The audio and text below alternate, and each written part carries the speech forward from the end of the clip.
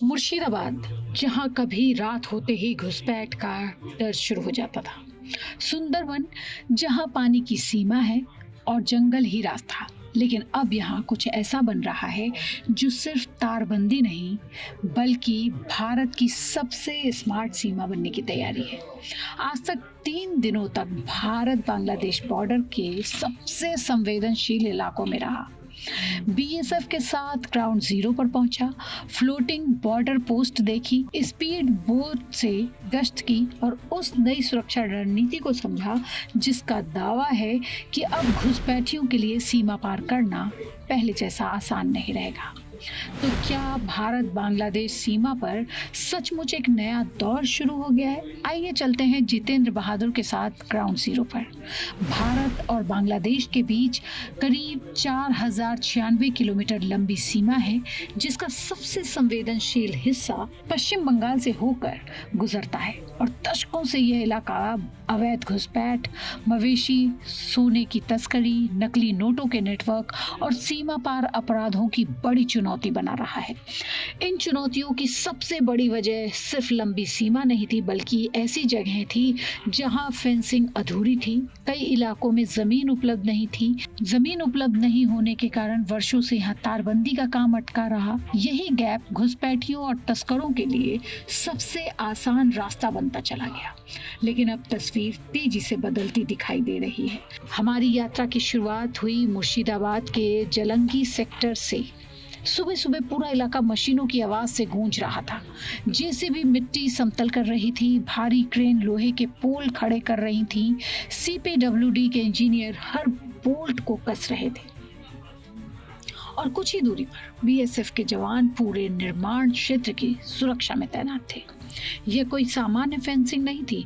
करीब 12 फीट ऊंची smart fencing तैयार की जा रही है, जिसे भविष्य में सेंसर, हाई रेजोल्यूशन कैमरे, थर्मल इमेजर और इलेक्ट्रिक सर्विलांस सिस्टम से जोड़ा जा सकेगा। यानी अगर कोई रात के अंदर तार काटने या सीमा पार करने की कोशिश करेगा तो अलर्ट सीधे कंट्रोल रूम तक पहुंचेगा और बीएसएफ की क्विक रिएक्शन टीम तुरंत हरकत में आ जाएगी। यह बदलाव इसलिए भी संभव हुआ क्योंकि लंबे समय से अटकी जमीन अब सुरक्षा एजेंसियों को उपलब्ध कराई गई। उसके बाद मुर्शिदाबाद, मालदा, नॉर्थ 24 परगना, कूच बिहार और दूसरे सीमावर्ती जिलों में करीब 172 किलोमीटर से ज्यादा नई फेंसिंग पर तेजी से काम शुरू हो गया है। लेकिन अगर आपको लगता है कि यही सबसे कठिन इलाका है, तो असली चुनौती अभी बाकी है।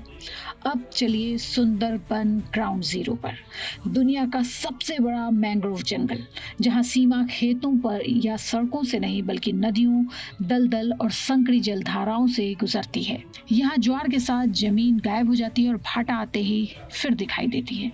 ऐसे इलाके में पारंपरिक तारबंदी लगभग असंभव है। बीएसएफ की स्पीड बोट पर गश्त के दौरान हमारे रिपोर्टर ने देखा कि जवान हर छोटी नाव पर नजर रखते हैं। गश्त के बीच अचानक एक संदिग्ध नाव दिखाई दी।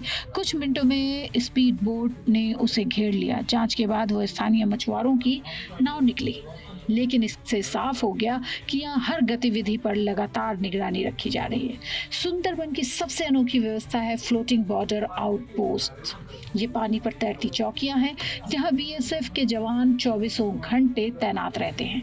यहीं से स्पीड बोट निकलती है, ड्रोन उड़ाए जाते हैं, मैंग्रोव के बीच हर संदिग्ध गतिविधि पर नजर रखी जाती है। ड्रोन कैमरे में हमने पूरे इलाके को देखा तो साफ समझ आया कि यहाँ घुसपैठ रोकना कितना मुश्किल काम है।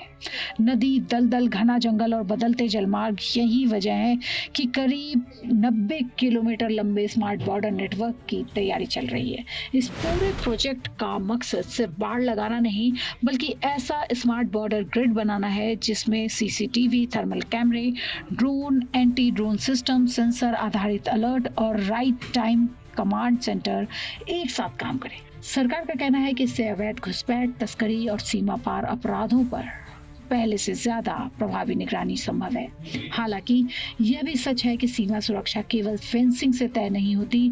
इतनी लंबी और जटिल अंतर्राष्ट्रीय सीमा पर स्थानीय सहयोग, खुफिया जानकारी, कूटनीतिक समन्वय और लगातार गश्त की उतनी ही महत्वपूर्ण रहती है।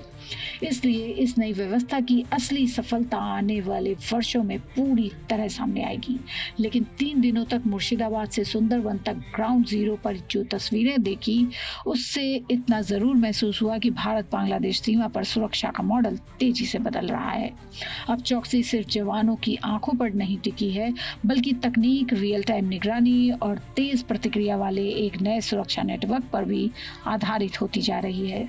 और शायद यही आने वाले समय में भारत की दूसरी संवेदनशील सीमाओं का भी नया मॉडल बन सकता है। ये रिपोर्ट आपको कैसी लगी हमें कमेंट बॉक्स में जरूर बताएं और देखते रहिए आज तक। मैं हूं पूजा मल्होत्रा।